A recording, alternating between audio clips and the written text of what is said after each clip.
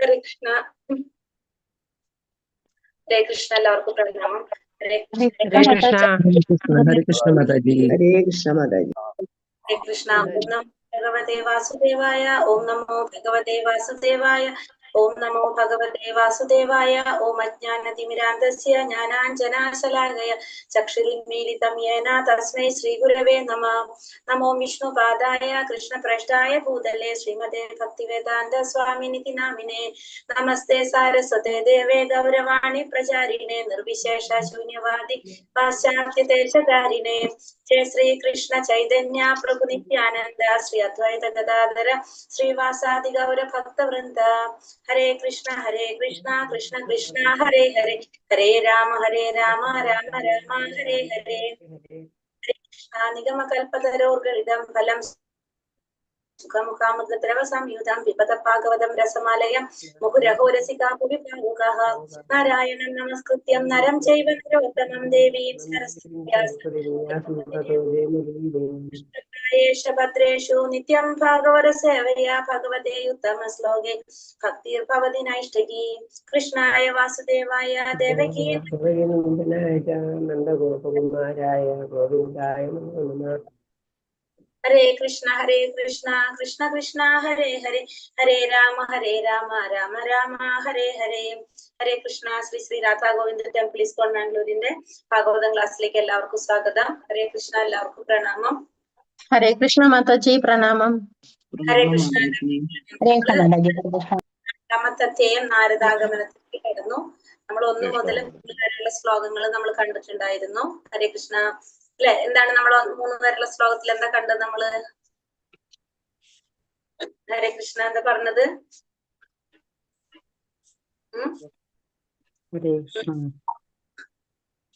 എന്തൊക്കെയാ പറഞ്ഞിട്ടുണ്ടായിരുന്നത്? നമ്മള് ഒരു അനുമോദകന് വേണ്ട യോഗ്യതകളെ കുറിച്ച് 1-ാമത്തെ ശ്ലോകത്തിൽ പറഞ്ഞിട്ടുണ്ടായിരുന്നു അല്ലെ.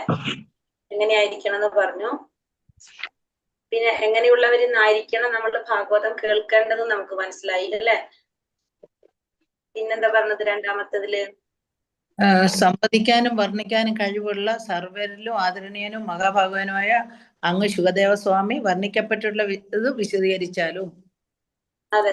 പിന്നെന്താ പറഞ്ഞത്? അതേപോലെ തന്നെ സന്ദേശങ്ങളെ കുറിച്ചിട്ട് ശുകദേവ ഗോസ്വാമിയിൽ നിന്ന് കേട്ട ആ സന്ദേശങ്ങള് വിവരിച്ചു തരാനായിട്ട് ആരാണ് പറഞ്ഞത്? ശൗനകാദ ഋഷികള് ശൗന മഹർഷി സൂത ഗോസ്വാമിയോട് പറഞ്ഞു അല്ലെ. അപ്പൊ സൂത ഗോസ്വാമി എന്താണ് ആ കേട്ടത് അതേപടി പറഞ്ഞു തരാന്ന് പറയാണ് ചെയ്തത്. പിന്നെ ശൗനകാദ ഋഷികൾ ചോദിക്കുകയാണ് അല്ലെ. ചോദിക്കുകയാണ് ഇവിടെ. എന്താണ് ചോദിക്കുന്നത്? ഏത് യുഗത്തിലാണ്, ഏത് സ്ഥലത്താണ് ഇത് പ്രഥമമായിട്ട് അത് ആരംഭം കൊണ്ടത്? എന്തുകൊണ്ടാണ് കയ്യേൽക്കപ്പെട്ടത്? ഇതിനെ രചിക്കാനുള്ള പ്രചോദനം എവിടെ നിന്നാണ് അല്ലെ? കൃഷ്ണ ദ്വൈപായനയാത് വ്യാസൻ, അതായത് വ്യാസദേവന് ഈ സാഹിത്യം രചനയ്ക്കുള്ള പ്രചോദനം ലഭിച്ചത് എവിടെയാണ് എന്ന് സൂത ഗോസ്വാമിയോട് ശൗനകാദ ഋഷികൾ ചോദിക്കുകയാണ്. ഇങ്ങനെയാണ് നമ്മൾ 3 ശ്ലോകം കണ്ടു നിൽക്കുന്നത്. ഇനി നമുക്ക് 4-ാമത്തെ ശ്ലോകത്തിലേക്ക് കടക്കാം. ഹരേ കൃഷ്ണ. ഓം നമോ ഭഗവതേ വാസുദേവായ. തസ്യ പുത്രോ മഹായോഗി സമദൃക്നിർവികൽപകഃ ഏകാന്തമതിരുന്നിദ്രോ ഗൂഢോ മൂഢ ഇവേയത്തെ. തസ്യ പുത്രോ മഹായോഗി സമദൃക്നിർവികൽപകഃ ഏകാന്തമതിരുന്നിദ്രോ ഗൂഢോ മൂഢ ഇവേയത്തെ. ഹരേ കൃഷ്ണ ചൊല്ലിക്കോളൂ. ദേവായ മഹായോഗി സമർത്ഥൻ നിർവികൽപകഃ ഏകാന്തമതിരുന്യതേ മഹായോഗി സമർത്ഥൻ നിർവികൽപകഃ ഏകാന്തമതിരുന്യതോ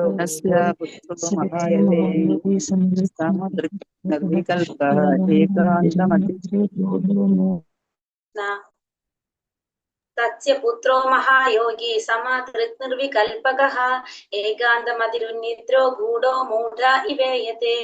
തസ്യ അദ്ദേഹത്തിന്റെ പുത്രൻ മഹായോഗി ഒരു ശ്രേഷ്ഠ ഭക്തൻ സമദൃക്കായ നിർവികൽപക പരമ അദ്വൈതവാദി ഏകാന്തമതി അദ്വൈതത്തിൽ അടിയുറച്ച അഥവാ മാനസിക ഐക്യം ഉന്നിദ്ര അജ്ഞതയെ അധികരിച്ച ഗൂഢമായ മൂഢമായ ഇവ അതുപോലുള്ള കീയതേ അതുപോലെ കാണപ്പെടുന്ന വിവർത്തനം ഭാവാർത്ഥം ശ്രീല പ്രഭുപാദിക്ക് ജയ്.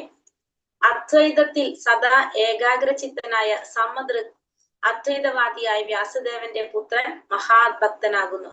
സാംസ്കാരിക പ്രവർത്തനങ്ങൾക്ക് അതീന്ദ്രിയനാണ് അദ്ദേഹം. എന്നാൽ അനാച്ഛാദനം ചെയ്യപ്പെടാത്തതിനാൽ അദ്ദേഹം അജ്ഞനായ ഒരുവനെ പോലെ കാണപ്പെട്ടു. ആരെ കുറിച്ചാണ് ഇവിടെ പറയുന്നത്? വ്യാസദേവന്റെ പുത്രൻ, അതായത് ശുകദേവ ഗോസ്വാമിയെ ഇവിടെ അദ്വൈതത്തിൽ സദാ ഏകാഗ്രചിത്തനായ അദ്വൈതവാദിയായ വ്യാസദേവന്റെ പുത്രൻ. എങ്ങനെയാണ് ശുകദേവ ഗോസ്വാമിയെ കുറിച്ച് പറയുന്നത്? അദ്വൈതം എന്ന് വെച്ചാൽ നമുക്കറിയാം എന്താണ് അദ്വൈതം എന്ന് വെച്ചാല് രണ്ടില്ലാത്തത്. അതായത് അദ്വൈത സിദ്ധാന്തം. അദ്വൈത സിദ്ധാന്തത്തിനെ പറ്റി നമ്മൾ കേട്ടിട്ടുള്ള അദ്വൈത സിദ്ധാന്തത്തെ കുറിച്ച് ശ്രീ ശങ്കരാചാര്യ അതായത് ബ്രഹ്മത്തിൽ വിശ്വസിക്കുന്നത് അല്ലെങ്കിൽ ഭഗവാന് രൂപമില്ല എന്ന് ചിന്തിക്കുന്ന ഒരു വിഭാഗമാണ് അദ്വൈത സിദ്ധാന്തത്തിൽ അല്ലെ പറയുന്നത് നമ്മള് അദ്വൈതം. അങ്ങനെ സദാ ഏകാഗ്രചിത്തനായ, അപ്പൊ അദ്വൈതത്തിൽ സദാ ഏകാഗ്രചിത്തനായ എന്നാണ് ഇവിടെ പറയുന്നത്. അപ്പൊ അതായത് ഇത് നമുക്ക് എന്ത് മനസ്സിലാക്കാം? സമദൃക് അദ്വൈതവാദിയായ, സമദൃക് എന്ന് വെച്ചാൽ എന്താണ്? എല്ലാവരെയും സമഭാവനയോടെ കാണാം, ഒരേ കണ്ണോടെ കാണുന്ന അദ്വൈതവാദിയായ വ്യാസദേവന്റെ പുത്രൻ മഹാഭക്തനാകുന്നു എന്നാ പറയുന്നത് ഇവിടെ അല്ലെ. അപ്പൊ അതിൽ നമുക്ക് എന്ത് മനസ്സിലാക്കാം? ആദ്യം ശുകദേവ ഗോസ്വാമി ആരായിരുന്നു? അദ്വൈതവാദത്തില് വ്യക്തിയായിരുന്നു ആദ്യം. അതായത് ബ്രഹ്മത്തിൽ വിശ്വസിച്ചിരുന്ന വ്യക്തിയായിരുന്നു ആര്? ആദ്യം ശുകദേവ ഗോസ്വാമി ബ്രഹ്മത്തിലായിരുന്നു വിശ്വസിച്ചിരുന്നത്. അതിനുശേഷം ഭഗവാനെ കുറിച്ചും ഭഗവാന്റെ ലീലകളെ കുറിച്ചും അതേപോലെ തന്നെ എന്താണ് പറയാ, ഭഗവാനെ കുറിച്ച് അറിഞ്ഞു വന്നപ്പോഴാണ് എന്തിലേക്ക് മാറിയത്? ഭഗവാനിലേക്ക്. അതായത് ബ്രഹ്മത്തിലല്ല ഭഗവത് സാക്ഷാത്കാരത്തിലേക്ക് മാറിയത് എപ്പോഴാണ് അദ്ദേഹം? അതിനുശേഷമാണ്. അപ്പൊ ആദ്യം അദ്ദേഹം ഏതിലായിരുന്നു ആകർഷിക്കപ്പെട്ടത്? അദ്വൈതത്തിലായിരുന്നു. അതിനുശേഷം ഭഗവാന്റെ ലീലകളെ കുറിച്ചും ഭഗവാനെ കുറിച്ചും മനസ്സിലാക്കിയതിന് ശേഷമാണ് അദ്ദേഹം എന്തിലേക്ക് മാറിയിട്ടുള്ളത്? ഈ നമ്മളെ ഭഗവത് സാക്ഷാത്കാരം അല്ലെ, ഭഗവാനിലേക്ക് അറിയാം. അപ്പൊ അതിനുശേഷമാണ് ഇപ്പൊ നമ്മൾ ഈ പറഞ്ഞ പോലെ ഭാഗവതത്തെ കുറിച്ച് മനസ്സിലാക്കി ഭാഗവതം പറഞ്ഞു കൊടുക്കുന്നതൊക്കെ അതിനുശേഷമാണ്. അപ്പൊ ആദ്യം അദ്വൈത ജ്ഞാനത്തിലായിരുന്നു അദ്ദേഹം വിശ്വസിച്ചിരുന്നത്. അദ്വൈതത്തിൽ സദാ ഏകാഗ്രചിത്തനായ അദ്വൈതവാദിയായ വ്യാസദേവന്റെ പുത്രൻ മഹാഭക്തനാകുന്നു. സാംസ്കാരിക പ്രവർത്തനങ്ങൾക്ക് അതീന്ദ്രിയനാണ് അദ്ദേഹം. എന്നാൽ അനാച്ഛാദനം ചെയ്യപ്പെടാത്തതിനാൽ അദ്ദേഹം അജ്ഞനായ ഒരുവനെ പോലെ കാണപ്പെട്ടു. പക്ഷെ അദ്ദേഹം എങ്ങനെയാ കാണപ്പെട്ടത്?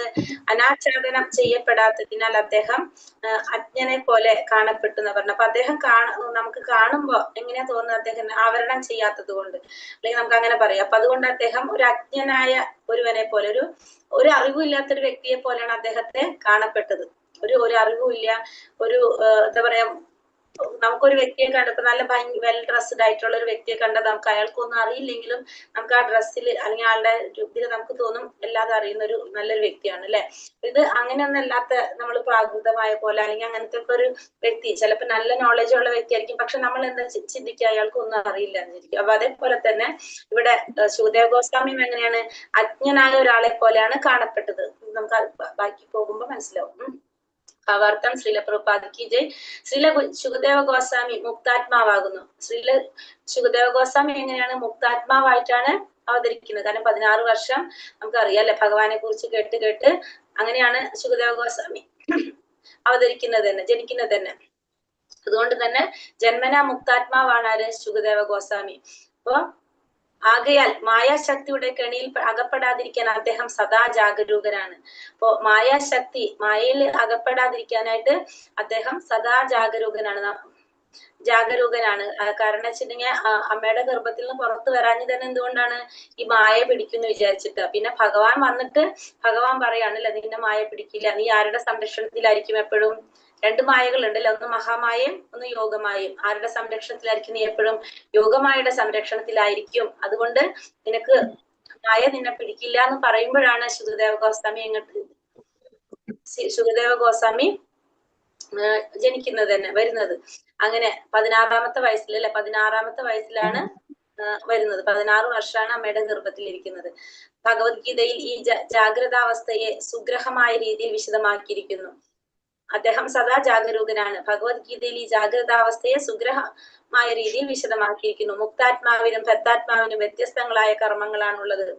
ഭക്താത്മാക്കളുടെ സ്വപ്നമാകുന്ന ആത്മീയ പ്രാപ്തിക്ക് ഉതകുന്ന പുരോഗമന പാതയിൽ മുക്താത്മാക്കൾ സദാ നിരതരായിരിക്കുന്നു. അപ്പൊ മുക്താത്മാവിനും ഭക്താത്മാവിനും വ്യത്യസ്തങ്ങളായ കർമ്മങ്ങളാണുള്ളത്. അപ്പൊ ചെയ്യുന്നത് മുക്താത്മാവ് ചെയ്യുന്നതും ഭക്താത്മാവ് ചെയ്യുന്ന കർമ്മങ്ങള് വ്യത്യസ്തമായിരിക്കും. വ്യത്യസ്ത കർമ്മങ്ങളാണുള്ളത്. ഭക്താത്മാക്കളുടെ സ്വപ്നമാകുന്ന ആത്മീയ പ്രാപ്തിക്ക് ഉതകുന്ന പുരോഗമന പാതയിൽ മുക്താത്മാക്കൾ സദാ നിരതരായിരിക്കുന്നു. ഭക്താത്മാക്കളുടെ സ്വപ്നമാകുന്ന ആത്മീയ പ്രാപ്തിക്ക് ഉതകുന്ന പുരോഗമന പാതയിൽ. അപ്പൊ ഭക്താത്മാക്കളുടെ സ്വപ്നം എന്താണ്? ആത്മീയ പ്രാപ്തിക്ക് ഉതകുന്ന പുരോഗമന പാതയില് മുക്താത്മാക്കൾ എന്താണ്? മുക്താത്മാക്കൾ സദാ നിരതരായിരിക്കുന്നു. ഭക്താത്മാക്കൾ സ്വപ്നം കാണുന്നുള്ളൂ, പക്ഷെ അത് സദാ നിരതരായിരിക്കുന്നത് ആരാണ്? മുക്താത്മാക്കളാണ്. മുക്താത്മാക്കളുടെ യഥാർത്ഥ കർമ്മങ്ങളെ കുറിച്ച് സങ്കല്പിക്കാൻ പോലും ഭക്താത്മാക്കൾക്ക് സാധ്യമല്ല. അപ്പൊ മുക്താത്മാക്കൾ ചെയ്യുന്ന അവരുടെ യഥാർത്ഥ കർമ്മങ്ങളെ കുറിച്ച് സങ്കല്പിക്കാൻ പോലും ആർക്ക് സാധ്യമല്ല? ഈ ഭക്താത്മാക്കൾക്ക് സാധ്യമല്ല. ഈ ഭക്താത്മാക്കൾ എന്ന് പറഞ്ഞ ആരാണ്? ഈ ഭൗതിക ലോകത്ത് നമ്മളെ പോലുള്ള ഒരു ഭൗതിക ലോകത്ത് ബന്ധനത്തിൽ ജീവിക്കുന്ന നമുക്കത് സാധ്യമല്ല. ആത്മീയ കർമ്മങ്ങളെ കുറിച്ച് ഭക്താത്മാക്കൾ അപ്രകാരം സ്വപ്നം കാണുമ്പോൾ മുക്താത്മാക്കൾ ഉണർന്ന് പ്രവർത്തിക്കുന്നു. ആത്മീയ കർമ്മങ്ങളെ കുറിച്ച് ഭക്താത്മാക്കൾ എന്താണ്? സ്വപ്നം കാണും, പക്ഷെ അത് പ്രവർത്തിക്കുന്നത് ആരാണ്? ഉണർന്ന് പ്രവർത്തിച്ചുകൊണ്ടിരിക്കുന്നത് മുക്താത്മാക്കൾ പ്രവർത്തിച്ചുകൊണ്ടിരിക്കും. അതേപോലെ ഭക്താത്മാക്കളുടെ പ്രവർത്തികൾ മുക്താത്മാക്കൾക്കും വെറും ഒരു സ്വപ്നം പോലെ അനുഭവപ്പെടുന്നു. അതുപോലെ തന്നെ ഭക്താത്മാക്കളുടെ പ്രവർത്തികൾ മുക്താത്മാക്കൾക്കും എന്താ തോന്നുന്നത്? അതൊരു സ്വപ്നം പോലെ കാണപ്പെടും. കാരണം എന്താണ്? ഇപ്പൊ മുക്താത്മാക്കൾ ചെയ്യുന്നത് എങ്ങനെയാണ്? മുക്താത്മാക്കൾ എന്ന് വെച്ചാൽ ഈ ഭൗതിക ലോകത്തിൽ നിന്ന് മുക്തി കിട്ടിയവരാണ്. അതായത് ഭൗതിക ലോകത്തിൽ മുക്തി കിട്ടിയവരാണ് മുക്താത്മാക്കള്. അവര് ചെയ്യുന്ന പ്രവർത്തികൾ മുഴുവൻ എന്തിനു വേണ്ടതായിരിക്കും? ഭഗവാനെ സന്തോഷിപ്പിക്കാൻ, ഭഗവാന്റെ ഇന്ദ്രിയങ്ങളെ സന്തോഷിപ്പിക്കാനായിരിക്കും അവരെല്ലാ പ്രവർത്തികളും ചെയ്യുന്നത്. ചിന്തിക്കുന്നതും പ്രവർത്തിക്കുന്നതും എല്ലാം ഭഗവാന് വേണ്ടിയിട്ടായിരിക്കും. ഭക്താത്മാക്കൾ എങ്ങനെയായിരിക്കും? നമ്മുടെ ഇന്ദ്രിയങ്ങളെ സന്തോഷിപ്പിക്കാനായിരിക്കും നമ്മൾ കർമ്മം ചെയ്യുന്നത്. നമ്മൾ ചിന്തിക്കുന്നതും പ്രവർത്തിക്കുന്നതൊക്കെ എന്തിനു വേണ്ടിയിട്ടായിരിക്കും? നമുക്ക് സന്തോഷം കിട്ടാൻ. തമ്മിലുള്ള മെയിൻ ആയിട്ടുള്ള ഒരു വ്യത്യാസം നമുക്കറിയാം. അപ്പൊ നമ്മുടെ ഇന്ദ്രിയങ്ങളെ സന്തോഷിപ്പിക്കാനായിട്ട് ഭക്താത്മാക്കൾ പ്രവർത്തിച്ചുകൊണ്ടിരിക്കും, ഭഗവാന്റെ ഇന്ദ്രിയങ്ങളെ സന്തോഷിപ്പിക്കാനായിട്ട് മുക്താത്മാക്കൾ പ്രവർത്തിച്ചുകൊണ്ടിരിക്കും. അതുകൊണ്ട് 2 കൂട്ടരും എങ്ങനെയാ പറഞ്ഞത്? അവർ ചെയ്യുന്ന പ്രവർത്തികള് ഒരു സ്വപ്നം പോലെ അനുഭവപ്പെട്ടുകൊണ്ടിരിക്കും. ഭക്താത്മാവും മുക്താത്മാവും അഭിവ്യക്തമായി ഒരേ തലത്തിലാണെങ്കിലും യഥാർത്ഥത്തിൽ അവർ വ്യത്യസ്തമായി പ്രതിജ്ഞാബദ്ധരായിരിക്കുന്നു. അപ്പൊ നമുക്ക് തോന്നാം ഇപ്പൊ നമ്മൾ ചെയ്യുന്ന പ്രവൃത്തി തന്നെയായിരിക്കും ആരും ചെയ്യുന്നത്? മുക്താത്മാക്കൾ ചെയ്യുന്നത്. പക്ഷെ നമ്മൾ ചെയ്യുന്നത് ആർക്ക് വേണ്ടിയിട്ടാണ്? നമുക്ക് വേണ്ടിയിട്ടാണ്. പക്ഷെ മുക്താത്മാവ് ചെയ്യുന്നത് ആർക്ക് വേണ്ടിയിട്ടാണ്? ഭഗവാന് വേണ്ടിയിട്ടായിരിക്കും അവർ ചെയ്യുന്നത്. മാത്രമല്ല അവരുടെ ശ്രദ്ധ ഒന്നുകിൽ ഇന്ദ്രിയ സംതൃപ്തിയിൽ അല്ലെങ്കിൽ ആത്മസാക്ഷാത്കാരത്തിൽ സദാ ജാഗരൂകമായിരിക്കുന്നു. അപ്പൊ ഇവരുടെ ശ്രദ്ധയും അങ്ങനെ തന്നെ അല്ലെ. ഇപ്പൊ മുക്താത്മാവാണെങ്കിൽ അവരുടെ ശ്രദ്ധ എന്താണ്? ബദ്ധാത്മാക്കളെ കുറിച്ച് പറയാം അല്ലെ. ബദ്ധാത്മാക്കളുടെ ശ്രദ്ധ ഒന്നുകിൽ അവരെന്തിനായിരിക്കും, ഇന്ദ്രിയ സംതൃപ്തി ആയിരിക്കും അവരുടെ ലക്ഷ്യം, അല്ലെങ്കിൽ ആത്മസാക്ഷാത്കാരത്തിൽ സദാ ജാഗരൂകമായിരിക്കുന്നു, അല്ലെങ്കിൽ ആത്മസാക്ഷാത്കാരത്തിന് വേണ്ടിയിട്ട് ശ്രമിച്ചുകൊണ്ടിരിക്കുക. ബദ്ധാത്മാവ് ഭൗതിക പദാർത്ഥത്തിൽ നിമഗ്നനായിരിക്കുന്നു, അതേസമയം മുക്താത്മാവ് ഭൗതിക വിഷയത്തിൽ തികച്ചും ഉദാസീനനായിരിക്കുന്നു. അപ്പൊ ബദ്ധാത്മാവ് എപ്പോഴും എങ്ങനെയായിരിക്കും, എന്തിലായിരിക്കും എൻഗേജ് ആയിക്കൊണ്ടിരിക്കുന്നത്, ഭൗതികമായ വിഷയത്തിലായിരിക്കും എൻഗേജ് ചെയ്തുകൊണ്ടിരിക്കുന്നത്. ചെയ്യുന്ന പ്രവർത്തികൾ മുഴുവൻ അതുമായിട്ട് ബന്ധപ്പെട്ടതായിരിക്കും. പക്ഷെ മുക്താത്മാവ് ഭൗതിക വിഷയത്തിൽ തികച്ചും ഉദാസീനനായിരിക്കും, അദ്ദേഹം അതിൽ ഉദാസീനനായിരിക്കും. ഈ വിരസത താഴെ വിശദമാക്കും വിധമാകുന്നു. അപ്പൊ ഇവിടെ നമ്മൾ ബദ്ധാത്മാവും മുക്താത്മാവും തമ്മിലുള്ള വ്യത്യാസം, അവരുടെ പ്രവർത്തിയിലുള്ള വ്യത്യാസമാണ് നമ്മൾ ഇവിടെ മനസ്സിലാക്കിയത് അല്ലെ. കാരണം മുക്താത്മാവ് പ്രവർത്തിക്കുന്നത് സ്വന്തം ഭഗവാന്റെ സന്തോഷത്തിനും, ബദ്ധാത്മാവ് പ്രവർത്തിക്കുന്നത് സ്വന്തം സന്തോഷത്തിനും. ഹരേ കൃഷ്ണ. ഓം നമോ ഭഗവതേ വാസുദേവായ.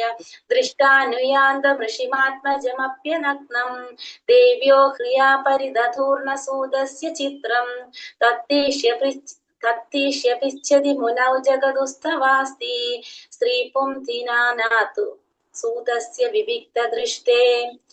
ദൃഷ്ടാനുയാന്തമൃഷിമാത്മജം അപ്യനഗ്നം ദേവ്യോ ഹ്രിയാ പരിദധൂർണ സൂതസ്യ ചിത്രം തത്തീഷ്യപൃച്ഛതി മുനൗ ജഗദുസ്തവാസ്തി സ്ത്രീം പുംപിദാനതു സൂതസ്യ വിവിക്ത ദൃഷ്ടേ. ഹരേ കൃഷ്ണ. ചൊല്ലിക്കോളൂ.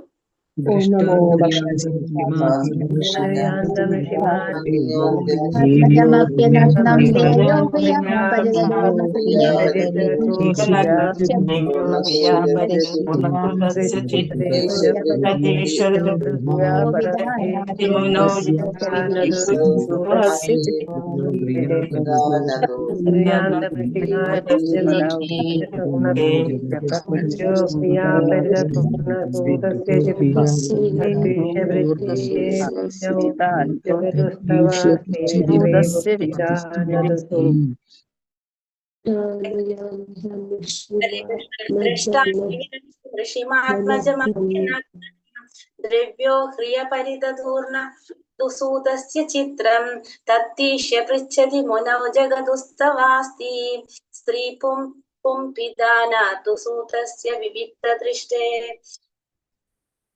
ദൃഷ്ട ദർശിക്കയാൽ, അനുയാന്തം പിന്തുടരുന്നു, ഋഷി ആത്മജം അദ്ദേഹത്തിന്റെ പുത്രൻ, അപി അങ്ങനെയായിരുന്നാലും, അനഗ്നം നഗ്നമല്ലാത്ത, ദേവ്യ സുന്ദരികളായ കന്യകമാർ, ഹ്രിയ ലജ്ജയാൽ, പരിദധുഹു ശരീരം മറച്ചു, ന അല്ല, സൂതസ്യ പുത്രന്റെ, വിവിക്ത പവിത്രീകരിച്ചു, ദൃഷ്ടയെ ദർശിക്കുന്ന ഒരുവന്റെ.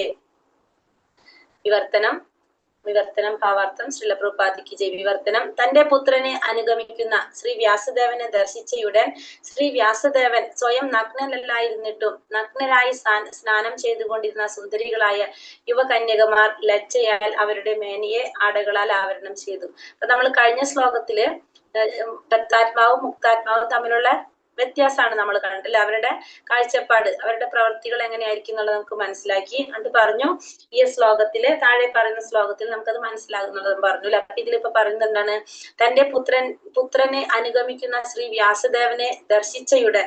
അപ്പൊ വ്യാസദേവൻ എന്താണ്, വ്യാസദേവൻ തന്റെ പുത്രൻ, അതായത് ശുകദേവ ഗോസ്വാമി എന്താണ്, അമ്മയുടെ ഗർഭത്തിൽ നിന്ന് ജനിച്ച് നേരെ ഇറങ്ങി ഓടാണ് പുറത്തേക്ക്. കാരണം ഈ ഭൗതിക ലോകം എന്താണ്, മായാലോകാണല്ലോ. അപ്പൊ അതുകൊണ്ട് തനിക്ക് മായയായിട്ട് യാതൊരു ബന്ധവും പാടില്ല, അത് മനസ്സിലാക്കിയിട്ട് ഓടാണ്. അപ്പൊ വ്യാസദേവനെ കൊണ്ട് എന്ത് ചെയ്യിക്കേണ്ടതാണ്, വ്യാസദേവൻ അറിയാം, ശുകദേവ ഗോസ്വാമിയെ കൊണ്ട് ഭാഗവതം പറഞ്ഞു കൊടുക്കേണ്ടതാണ് അല്ലെ. അപ്പൊ വ്യാസദേവൻ തന്റെ പുത്രനെ അനുഗമിക്കുകയാണ്, തന്റെ പുത്രൻ ഇറങ്ങി ഓടാണ്. അപ്പൊ ആ പുത്രനെ അനുഗമിക്കുന്ന ശ്രീ വ്യാസദേവനെ ദർശിച്ചയുടൻ ശ്രീ വ്യാസദേവൻ സ്വയം നഗ്നനല്ലാതിരുന്നിട്ടും നഗ്നനായി സ്നാനം ചെയ്തുകൊണ്ടിരുന്ന സുന്ദരികളായ യുവകന്യകമാർ ലജ്ജയാൽ അവരുടെ മേനിയെ ആടകളാൽ ആവരണം ചെയ്തു. അപ്പൊ ശുകദേവ ഗോസ്വാമി ഓടാണ്. അപ്പൊ ഓടുമ്പോ അദ്ദേഹത്തിന്റെ പിന്നാലെ അച്ഛൻ വ്യാസദേവൻ എന്താണ്, മകന്റെ പിന്നാലെ ഓടാണ്. അപ്പൊ ആ സമയത്ത് പോകുമ്പോൾ എന്താണ്, അവിടെ പൊയ്കയില് എന്താണ് സ്ത്രീകള് യുവകന്യകമാര്, സുന്ദരികളായിട്ടുള്ള യുവകന്യകമാർ അവിടെ സ്നാനം ചെയ്യുന്നുണ്ടായിരുന്നു. നഗ്നരായിട്ട് അവർ സ്നാനം ചെയ്തുകൊണ്ടിരിക്കുകയായിരുന്നു. പക്ഷെ അവര് വ്യാസദേവനെ കണ്ടപ്പോ, അപ്പൊ ആര് ഫ്രണ്ടിൽ കടന്നുപോയി? ശുകദേവ ഗോസ്വാമി ഫ്രണ്ടിൽ കടന്നുപോയി. ബാക്കിൽ കൂടെയാണ് ആര് വരുന്നത്? വ്യാസദേവൻ വരുന്നത്. ശുകദേവ ഗോസ്വാമി കടന്നുപോയി, ബാക്കിൽ വ്യാസദേവൻ വരുന്നത് കണ്ടപ്പോ അവരെന്ത് ചെയ്തു? സുന്ദരികളായ യുവകന്യകമാർ ലജ്ജയാൽ അവരുടെ മേനിയെ ആടകളാൽ ആവരണം ചെയ്തു. എന്നാൽ അദ്ദേഹത്തിന്റെ പുത്രൻ അതുവഴി പോയപ്പോൾ അവർ അപ്രകാരം ചെയ്തില്ല.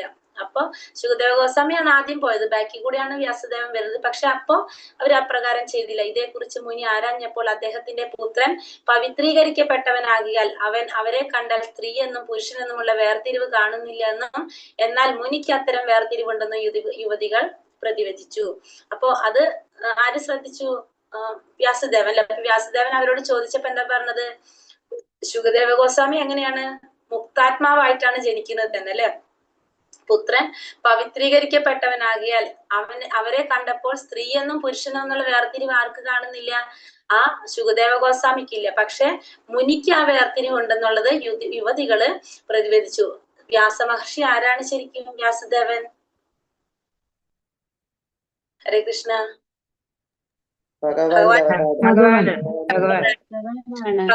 ഭഗവാനാണ് വ്യാസദേവൻ. പക്ഷെ ഇവിടെ വ്യാസദേവൻ ആരാണ്? ഒരു ഗൃഹസ്ഥനാണ്, അല്ലെ? ഇവിടെ വ്യാസദേവനാണ് ഒരു ഗൃഹസ്ഥനാണ്. അപ്പൊ ആ ഗൃഹസ്ഥന്റെ രീതിയിലുള്ള കാഴ്ചപ്പാടിലാണ് അപ്പൊ ആരെ കുറിച്ച് പറയുന്നത്? വ്യാസദേവനെ കുറിച്ച് പറയുന്നത്. ശരിക്കും ഭഗവാനാണ്. പക്ഷെ ഓരോ അവതാരം എടുക്കുമ്പോഴും അതിനായിട്ട് ബന്ധപ്പെട്ട രീതിയിലാണ് ഭഗവാന്റെ പ്രവർത്തികളും ഭഗവാന്റെ കാര്യങ്ങളും പറയുന്നത്. അപ്പൊ ഇവിടെ ഗൃഹസ്ഥനായതുകൊണ്ട് ആ ഗൃഹസ്ഥന്റെ രീതിയിലാണ് പറയുന്നത്. അപ്പൊ കാരണം നമ്മൾ അല്ലെങ്കിൽ ചിന്തിക്കാം, കാരണം ഭഗവാനല്ല, ഭഗവാന്റെ അവതാരമല്ല, അപ്പൊ പിന്നെന്താ അങ്ങനെ നമുക്ക് തോന്നാം, അല്ലെ? ശുകദേവ മഹർഷി ഇത് അതിനേക്കാളും നമുക്കറിയാം വ്യാസ മഹർഷി ആരാണ്? ഭഗവാൻ തന്നെയാണ്. അപ്പൊ അതുകൊണ്ട് പറഞ്ഞതാണ്. ഭഗവത്ഗീത 5:18 ഇപ്രകാരം പ്രസ്താവിക്കുന്നു: വിദ്യയും വിനയമുള്ള ബ്രാഹ്മണരിലും ഗോവിങ്കലും ചണ്ടാലനിലും, അതായത് നായയെ ഭക്ഷിക്കുന്നവൻ, നായയിലും ആത്മീയ വീക്ഷണമുള്ള ജ്ഞാനികൾ തുല്യ ദർശനമുള്ളവരാകുന്നു. നമുക്കറിയാം, അല്ലെ? വിദ്യാവിനയം സമ്പന്നെ എന്ന് പറയുന്ന ശ്ലോകം ഉണ്ടല്ലോ, നമുക്കറിയാം. എന്താണ്? എല്ലാവരെയും ഒരേപോലെ കാണാനായിട്ട് ആർക്ക് സാധിക്കും? അങ്ങനെയുള്ളവർക്ക് കാണാനായിട്ട് സാധിക്കും. ജ്ഞാനികൾ തുല്യ ദർശനമുള്ളവരായിത്തീരുന്നു. ശ്രീല ശുകദേവ ഗോസ്വാമി ഈ അവസ്ഥ പ്രാപ്തമാക്കി. ശുകദേവ ഗോസ്വാമി ഈ അവസ്ഥ പ്രാപ്തമാക്കിയിട്ടുണ്ട്. ആകയാൽ അദ്ദേഹം സ്ത്രീയെയും പുരുഷനെയും ദർശിക്കുന്നില്ല. അപ്പൊ അദ്ദേഹത്തിന്റെ കണ്ണിൽ സ്ത്രീ പുരുഷൻ എന്നുള്ളൊരു ദർശനം ആർക്കില്ല? അദ്ദേഹത്തിന്റെ കണ്ണില് സ്ത്രീയാണ് പുരുഷനാണെന്നുള്ളൊരു വേർതിരിവ് ശുകദേവ ഗോസ്വാമിയുടെ കണ്ണിലൂടെ ഇല്ല. സമസ്ത ജീവാത്മാക്കളെയും വ്യത്യസ്ത ആടകളിൽ അദ്ദേഹം ദർശിക്കുന്നു. അപ്പൊ സമസ്ത ജീവാത്മാക്കളെയും വ്യത്യസ്ത ആടകളിൽ അദ്ദേഹം ദർശിക്കുന്നു. അപ്പൊ എല്ലാവരെയും എന്താണ്? ആ ഒരു ആത്മാവാണ്, ആ ആത്മാവിന്റെ വസ്ത്രമാണ് എന്ത്? ആ ശരീരം എന്നാണ് ആര് ദർശിക്കുന്നത്? ശുകദേവ ഗോസ്വാമി ദർശിക്കുന്നത്. അതായത് എല്ലാവരും ആരാണ്? നമ്മളൊക്കെ ആത്മാവാണ്, ശരീരമല്ല ആത്മാവാണ്, അല്ലെ? ആ ആത്മാവിന്റെ വസ്ത്രമാണ് എന്ത്? ഈ ശരീരം എന്ന് പറയുന്നതായിട്ടാണ് ആര് ദർശിക്കുന്നത്? ശുകദേവ ഗോസ്വാമി കാണുന്നത്. അപ്പൊ ഈ വസ്ത്രം, ഒരു മനുഷ്യന്റെ ശരീരം എന്ന് പറയുന്നത് മനുഷ്യന്റെ വസ്ത്രം, ആത്മാവിന്റെ വസ്ത്രമാണ് മനുഷ്യൻ. ഒരു മൃഗമാണ്, ഒരു എന്താണ് പറയുക, ഒരു നായയാണെങ്കിലോ ആ നായയുടെ ആത്മാവിന്റെ വസ്ത്രമാണ് ആ നായ. അത് അപ്പൊ അങ്ങനെയായിട്ടാണ് ശുകദേവ ഗോസ്വാമി മനസ്സിലാക്കുന്നത്, കാണുന്നത്. ആകയാൽ അദ്ദേഹം സ്ത്രീയെയും പുരുഷനെയും ദർശിക്കുന്നില്ല. സമസ്ത ജീവാത്മാക്കളെയും വ്യത്യസ്ത ആടുകളിൽ അദ്ദേഹം ദർശിക്കുന്നു. ഒരു ശിശുവിനെ നോക്കി കാണുന്ന ഒരാൾക്ക് ശിശു എത്രത്തോളം നിഷ്കളങ്കനാണെന്ന് മനസ്സിലാക്കുന്നത് പോലെ സ്നാനം ചെയ്തുകൊണ്ടിരിക്കുന്ന സ്ത്രീകൾക്ക് ഒരു വ്യക്തിയുടെ മനസ്സ് അയാളുടെ ചേഷ്ടകളിലൂടെ, നിരീക്ഷണങ്ങളിലൂടെ മനസ്സിലാക്കാൻ കഴിയുന്നു. അപ്പൊ ഒരു ശിശുവിനെ നോക്കുമ്പോൾ എത്രത്തോളം ആ ശിശു ഇന്നസെന്റ് ആണ്, അല്ലെങ്കിൽ നിഷ്കളങ്കനാണെന്ന് നമുക്ക് മനസ്സിലാക്കാൻ സാധിക്കും. അതേപോലെ തന്നെ ഈ സ്ത്രീകൾക്ക് ആ വ്യക്തിയുടെ മനസ്സ് അയാളുടെ ചേഷ്ടയിലൂടെ അല്ലെങ്കിൽ നിരീക്ഷണങ്ങളിലൂടെ എത്ര മനസ്സിലാക്കാനായിട്ട് അവർക്ക് കഴിഞ്ഞു. ശ്രീ ശുകദേവ ഗോസ്വാമി 16 വയസ്സുള്ള ഒരു യുവബാലനായിരുന്നതിനാൽ അദ്ദേഹത്തിന്റെ എല്ലാ ശരീരഭാഗങ്ങളും പൂർണ്ണ വളർച്ച പ്രാപിച്ചിരുന്നുവെന്ന് മാത്രമല്ല ആ സ്ത്രീകളെ പോലെ അദ്ദേഹവും നഗ്നനായിരുന്നു. അപ്പൊ 16 വയസ്സുള്ള ബാലനായിട്ടാണ് ജനിക്കുന്നത് തന്നെ. അപ്പൊ എന്നിട്ടും അദ്ദേഹം എന്താണ്? പൂർണ്ണ വളർച്ച ഉള്ള ഒരു കുട്ടിയാണല്ലോ 16 വയസ്സെന്ന് പറയുമ്പോ. സ്ത്രീകളും അദ്ദേഹത്തെ പോലെ തന്നെ നഗ്നരായിരുന്നു. അപ്പൊ നഗ്നനായിട്ടാണ് ജനിച്ചപ്പോ തന്നെ ഇറങ്ങി ഓടാണല്ലോ. 16 വയസ്സുള്ള യുവബാലനായിരുന്നല്ലോ. അദ്ദേഹത്തിന്റെ എല്ലാ ശരീരഭാഗങ്ങളും പൂർണ്ണ വളർച്ച പ്രാപിച്ചിരുന്നു എന്ന് മാത്രമല്ല, സ്ത്രീകളെ പോലെ അദ്ദേഹവും നഗ്നനായിരുന്നു. എന്നാൽ ശ്രീ ശുകദേവ ഗോസ്വാമി ലൈംഗിക ബന്ധങ്ങൾക്ക് അതീന്ദ്രനായകയാൽ അദ്ദേഹം നിഷ്കളങ്കനായി പ്രാദുർഭവിച്ചു. പക്ഷെ അദ്ദേഹം എന്താണ്? മുക്താത്മാവാണ്. അദ്ദേഹം ഈ പറഞ്ഞ ഇതിനൊക്കെ എന്താണ് പറഞ്ഞ ബന്ധങ്ങൾക്ക് അതീന്ദ്രിയനാണ് അദ്ദേഹം. അതുകൊണ്ട് തന്നെ അദ്ദേഹം നിഷ്കളങ്കനായിട്ട് പ്രാദുർഭവിച്ചു. യുവതികൾ അവരുടെ സവിശേഷ യോഗ്യതയാൽ തൽക്ഷണം ഇത് മനസ്സിലാക്കുകയാൽ അദ്ദേഹത്തെ അവർ ഗൗരവത്തിലെടുത്തില്ല. അപ്പൊ അതുകൊണ്ട് തന്നെ അവർക്കത് മനസ്സിലായി. അതുകൊണ്ട് അദ്ദേഹത്തെ അവര് ഗൗരവത്തിലെടുത്തില്ല. എന്നാൽ അദ്ദേഹത്തിന്റെ പിതാവ് കടന്നു പോയപ്പോൾ അവർ ശീഘ്രം ആടകൾ അണിഞ്ഞു. യുവതികൾ തികച്ചും അദ്ദേഹത്തിന്റെ പുത്രിമാരെ പോലെയോ പൗത്രിമാരെ പോലെയോ ഒക്കെ ആണെന്നിരിക്കലും ശ്രീല വ്യാസദേവൻ ഗൃഹസ്ഥാശ്രമിയായി അവതരിച്ചിരിക്കയാൽ സാമൂഹ്യ മര്യാദയനുസരിച്ച് അവർ വ്യാസദേവന്റെ സമീപത്തിന് അനുചിതമായി പ്രതികരിച്ചു. അപ്പോ വ്യാസദേവന്റെ മക്കളുടെ പ്രായം അല്ലെങ്കിൽ പൗത്രിമാരുടെ ഒക്കെ പ്രായമായിരിക്കും ആ യുവതികൾക്ക് ഉണ്ടായിരുന്നത്. പക്ഷെ എന്നാലും ശ്രീ വ്യാസദേവൻ ആരാണ്? ഗൃഹസ്ഥാശ്രമിയായി അവതരിച്ചിരിക്കയാൽ സാമൂഹ്യ മര്യാദയനുസരിച്ച് അവർ വ്യാസദേവന്റെ സാമീപ്യത്തിന് അനുചിതമായ രീതിയിൽ പ്രതികരിച്ചു. ഒരു ഗൃഹസ്ഥാശ്രമിക്ക് സ്ത്രീ എന്നും പുരുഷൻ എന്നുള്ള വേർതിരിവ് ഉണ്ടാകണം. അല്ലാത്ത പക്ഷം അയാൾക്ക് ഒരു ഗൃഹസ്ഥാശ്രമിയായിരിക്കുക സാധ്യമല്ല. ആകയാൽ സ്ത്രീ എന്നും പുരുഷനെന്നുമുള്ള യാതൊരു അഭിനിവേശവും കൂടാതെ ശരീരവും ആത്മാവും തമ്മിലുള്ള വേർതിരിവ് അറിയാൻ ഒരാൾ നിശ്ചയമായി വ്യക്തിക്കണം. അപ്പൊ ഒരു ഗൃഹസ്ഥാശ്രമിക്ക് അറിഞ്ഞിരിക്കണം ഒരു സ്ത്രീ എന്നും പുരുഷനെന്നുള്ള വേർതിരിവ് ഉണ്ടാവണം. അല്ലാത്ത പക്ഷം അയാൾക്ക് ഗൃഹസ്ഥാശ്രമിയായിട്ട് ഇരിക്കാനായിട്ട് സാധിക്കില്ല. ഒരു സ്ത്രീയാണെന്നും പുരുഷനെന്നുള്ള യാതൊരു അഭിനിവേശവും കൂടാതെ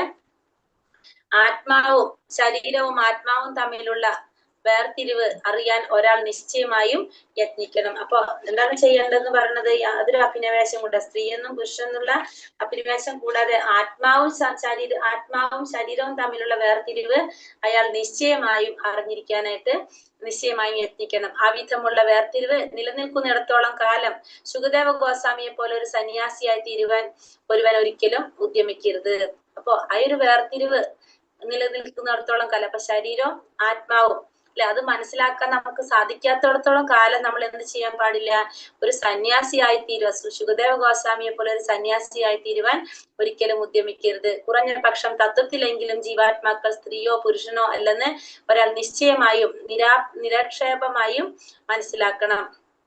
കുറഞ്ഞ പക്ഷം നമ്മള് തത്വത്തിലെങ്കിലും ജീവാത്മാക്കൾ സ്ത്രീയോ പുരുഷനോ അല്ലെന്ന് ഒരാൾ നിശ്ചയമായും മനസ്സിലാക്കണം. എതിർലിംഗത്തെ ആകർഷിക്കാനായി ഭൗതിക പ്രകൃതിയുടെ പദാർത്ഥത്താൽ ബാഹ്യാവരണം നിർമ്മിക്കപ്പെട്ടിരിക്കുന്നു. ഇതാ പറഞ്ഞത് എതിർലിംഗത്തെ ആകർഷിക്കാനായിട്ട് ഭൗതിക പ്രകൃതിയുടെ പദാർത്ഥത്തില് ബാഹ്യമായ ഒരു ആവരണം നിർമ്മിക്കപ്പെട്ടിരിക്കുകയാണ്. എന്താണ് പറയുക? അപ്രകാരം ലൈംഗിക ആകർഷത്തിൽ വ്യാമോഹിതരായി കെണിയിൽപ്പെട്ട ഈ ഭൗതിക അസ്തിത്വത്തിൽ ഒരാൾ നിലനിൽക്കുന്നു. അങ്ങനെ അപ്രകാരം നമ്മൾ എന്താണ് അതിൽ ആകർഷണത്തിൽ വ്യാമോഹിതരായിട്ട് കെണിയിൽപ്പെട്ട് ഈ ഭൗതിക അസ്തിത്വത്തിൽ ഒരാൾ നിലനിൽക്കുന്നു. ഈ അസാൻമാർഗിക വേർതിരിവിന് ഉപരിയാണ് ഒരു മുക്താത്മാവ്. അപ്പൊ ഇതിനെല്ലാത്തിനും ഉപരിയാണ് ആര്? മുക്താത്മാവ്. അയാൾ ഒരു ജീവാത്മാവിനെ മറ്റൊന്നിൽ നിന്നും വ്യത്യസ്തമായ രീതിയിൽ ദർശിക്കുന്നില്ല. അപ്പൊ ജീവാത്മാവിനെ മറ്റൊന്നിൽ നിന്നും വ്യത്യസ്തമായിട്ടുള്ള രീതിയിൽ ഒരു മുക്താത്മാവ് ഒരിക്കലും കാണുന്നില്ല. അയാൾക്ക് അവയെല്ലാം ഏകവും ഒരേ സത്തയുമാകുന്നു. ആത്മീയ വീക്ഷണത്തിന്റെ പരിപൂർണത മോക്ഷാവസ്ഥയാകുന്നു.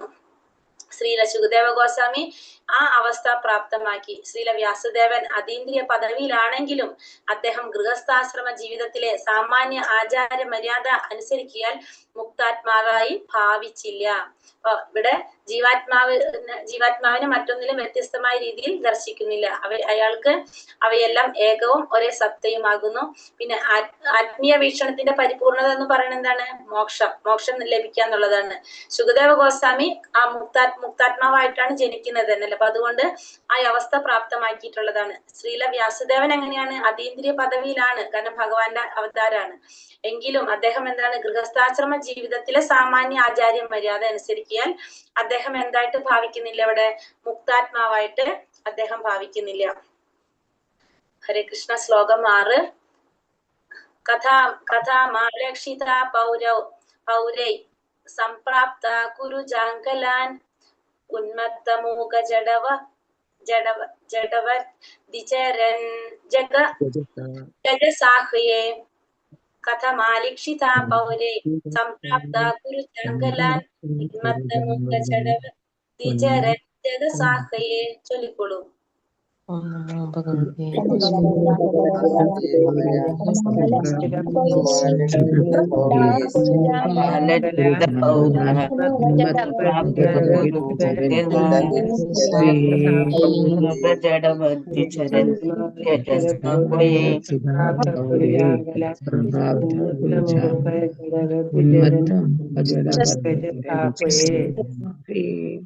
ഹരേ കൃഷ്ണ. ഹരേ കൃഷ്ണ. കഥമാലക്ഷിത പൗരൈ സംപ്രാപ്ത കുരുജാംഗലാൻ ഉന്മത്തമൂക ജഡവൽ വിചരൻ ജഗസാഹയെ. കഥം എങ്ങനെ, ആലക്ഷിത പ്രത്യഭിജ്ഞാനം ചെയ്യുക, പൗരേ ജനങ്ങളാൽ, സംപ്രാപ്തമാക്കുന്നു, കുരുജാംഗലാൻ കുരുജാംഗല പ്രവിശ്യകൾ, ഉന്മത്തൻ ഭ്രാന്തൻ, മൂകൻ ജഡവൽ മുരടിപ്പിക്കുക, വിചരൻ ചുറ്റിത്തിരിയുക, അലസ അഗമനം നടത്തുക, ജഗസ്വാഹയെ ഹസ്തിനപുരം. വിവർത്തനം ഭാവാർത്ഥം. ശ്രീല പ്രഭുപാദിക്ക് ജയ്.